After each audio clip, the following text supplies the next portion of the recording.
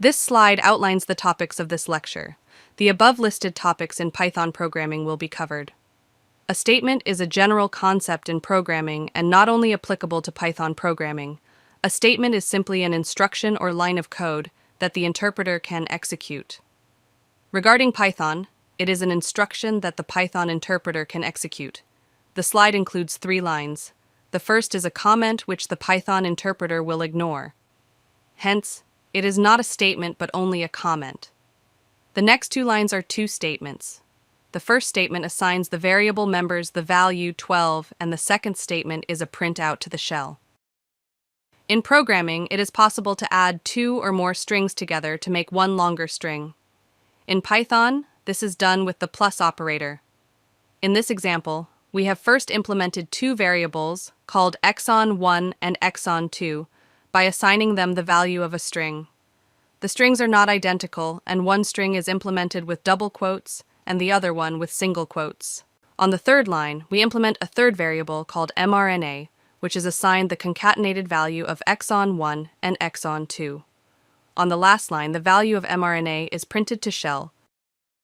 Arithmetic operators are special symbols in programming that represent computations. That is, we can perform addition, multiplication, division, and so on with numbers. The values that the operator works on are called operands. In Python, the same arithmetic operators as in mathematics can be used for making the basic computations, that is plus, minus, division, and multiplication, and also parentheses for setting precedence order.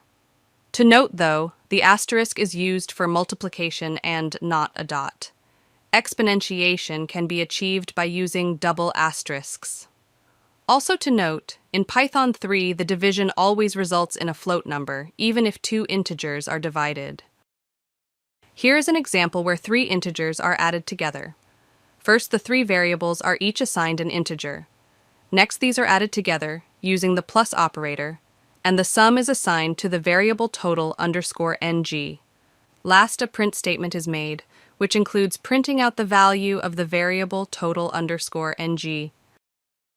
The primary way for a user to interact with a command line-based program is via the shell. The user enters a value in the shell prompt and then press enter. The value entered is thereafter used within the program. The program pauses execution to allow the user to type in a line of input from the keyboard. Once the user presses the enter key, all characters typed are read by the program. The 3 figures in this slide illustrates using the Python shell. First, an informative message is given to the user. Here it is. Enter a value. Thereafter, the user writes something in the shell. In this example, the user has written the word hedge. After that, the user has pressed enter key, and the program has printed out what was given by the user. In order to do this, we need a way to get input from the user. In Python, there is a built-in function to accomplish this task. This function is called input. The example here shows how to use the input function.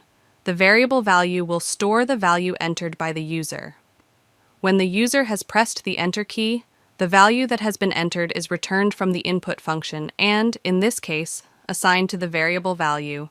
Note that the new line generated when the user presses the enter key will not be included as a part of the return value. Note that the input function always returns a string. Even if you ask the user to enter their age and the user, for example, entered 24, this will be treated as a string. If you thereafter try to use the return value from input in an arithmetic operation, you will receive an error message. In this example, the user is asked to enter a number, and then an arithmetic operation is made on the number given. But this generates an error, since the value is not a number but a string. This means if you want a numeric type, then this string needs to be converted to the appropriate type. In Python, there are special built-in functions that can do this for you. We will take a look at the functions int and float for that. If you want a numeric data type, then the value entered needs to be converted to the appropriate type. The int function converts the data type to integer. The function accepts a string or a number as input and returns an integer. If no argument is given to the function, it will return 0.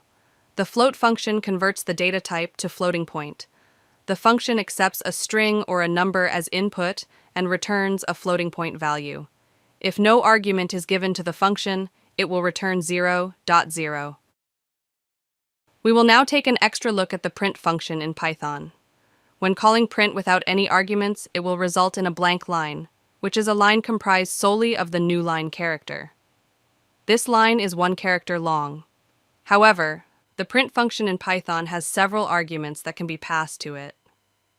The full syntax for print is shown on this slide. The parameter objects stores the things you want to print out, such as strings and variables.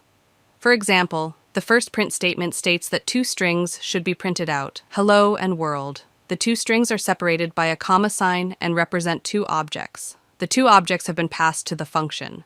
The SEP parameter determines by which character the objects should be separated within the print out. Default is 1 blank, which means that the objects are printed with 1 blank in between. But this can be changed to, for example, a tab or a new line character. The keyword \t specifies a tab separator and the keyword \n a new line.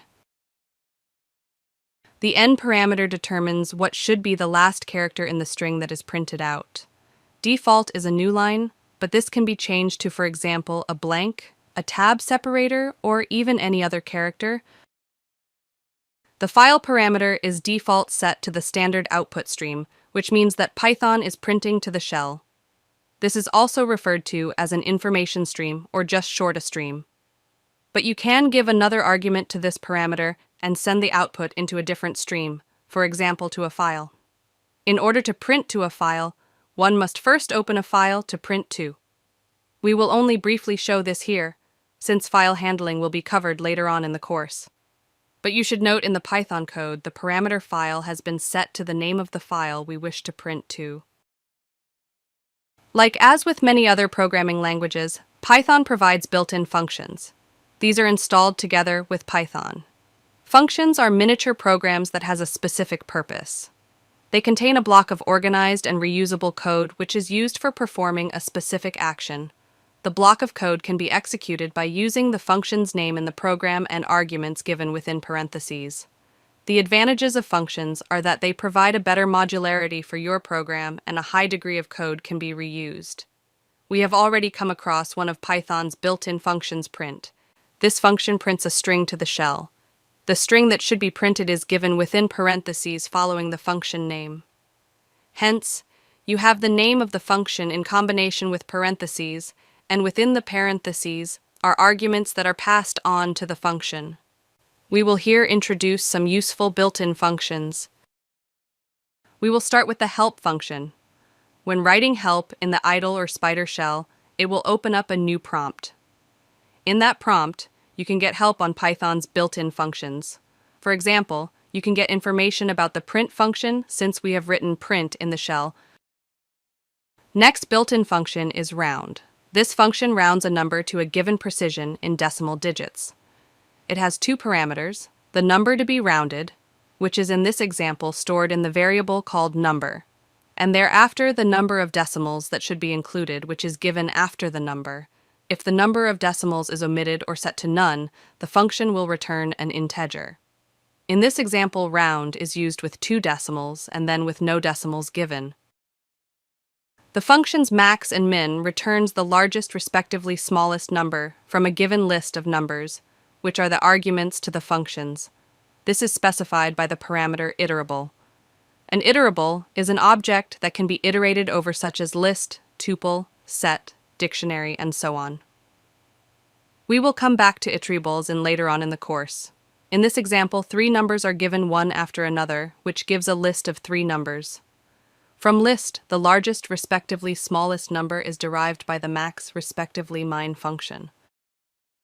The function len takes a single argument as input, and which can be a sequence such as a string, tuple, list, or it can be a collection such as a dictionary or set.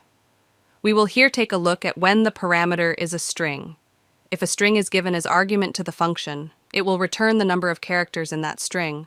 The string can be given directly between quotation marks or as stored in a variable. The example here shows both ways. First, when a string is given directly within quotation marks, and then second as stored in a variable. Python also has a number of built-in methods, which we will now take a look at. But what is the difference between a function and a method?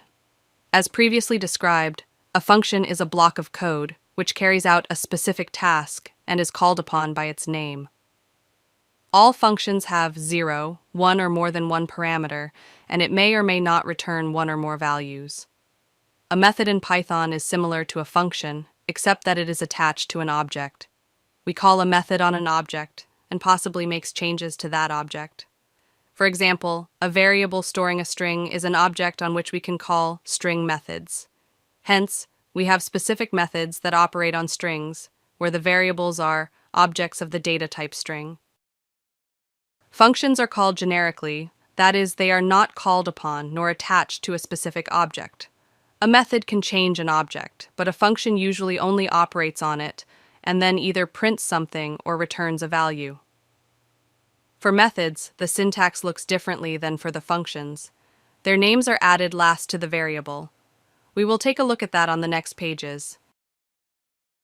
We will, in this lecture, focus on string methods. In next lectures, we will introduce other types of methods. The first string method converts all letters in a string to uppercase, whereas the second converts all letters to lowercase. As you can see, the method is called upon by attaching the name of the method to the object by using a dot. The example on the left page shows how to use these two methods on a string variable. First, we assign the variable called a string, which is the word hello, and then the first string method converts all characters in the string to uppercase by extending the variable h with the method name.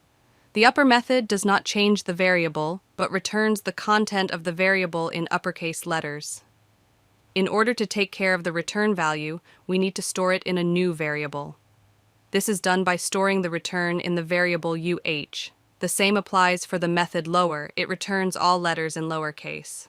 As you can see, the methods are used directly on a specific object which has already been created. And since the object has a certain data type, only methods that have been implemented for that data type can be used. The strip method removes all white spaces from the beginning and the end of a string. The method name is written in combination with the variable name and returns the stripped string stored in the variable.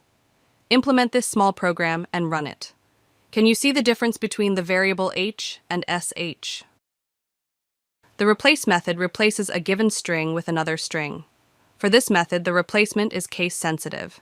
In this example, the string world is replaced with the string universe. This method has 3 parameters. First, old, which is the old string you want to replace. New is the new string, which will replace the old string. Count is the number of times you want to replace the old string with the new string, and is an optional parameter. The count method returns the number of times a specified value appears in a string. The method has 3 parameters. Value, which is the string from which the value should be counted. Start is an integer, which specifies a position in the string where the search should start from, and is an optional parameter. And end, which is an integer that specifies a position in the string where the search should end, and is also an optional parameter. Default for start parameter is the first character in the string, and for end parameter, the last character in the string. The last methods we will cover for now is find. This method determines if a string occurs in another string or in a substring of another string, if the parameters beg and end are given. The find method returns the lowest index of the substring if it is found in the given string. If the string cannot be found, the function will return -1. The method has 3 parameters. str specifies the string that will be searched for. Beg is from where in the string the search should start from, and is by default set to 0. The parameter end specifies the last position the search should continue to, and is by default set to the length of the string. The first example is when find method is used without any arguments, which will search the entire string. The second example is when a beg argument has been given, and the search will therefore start at position 5. The third, when both beg and end arguments have been given, which will make a search between position 5 and 10.